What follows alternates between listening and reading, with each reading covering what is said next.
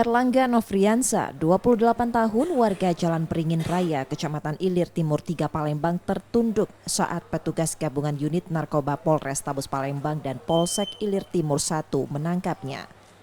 Pria yang diketahui sales mobil ini ditangkap lantaran kedapatan menyimpan sabu-sabu seberat 9 kg.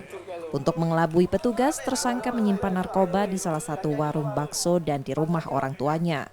Kapolrestabes Palembang menerangkan sabu-sabu tersebut didapat tersangka dari seorang napi di Rutan Nusa Kambangan.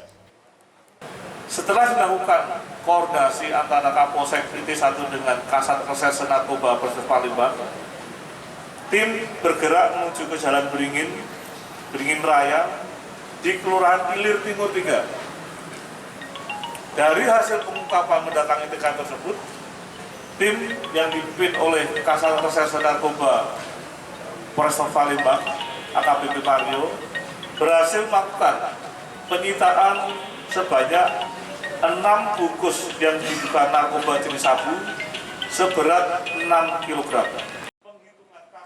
Selain tersangka kurir sabu-sabu, polisi juga menangkap kurir ganja bernama Ujang dengan barang bukti seberat 6,7 kg. Kedua tersangka terancam hukuman mati atau seumur hidup karena perbuatannya tersebut. Yudi Kiswanto, Kompas TV, Palembang, Sumatera Selatan.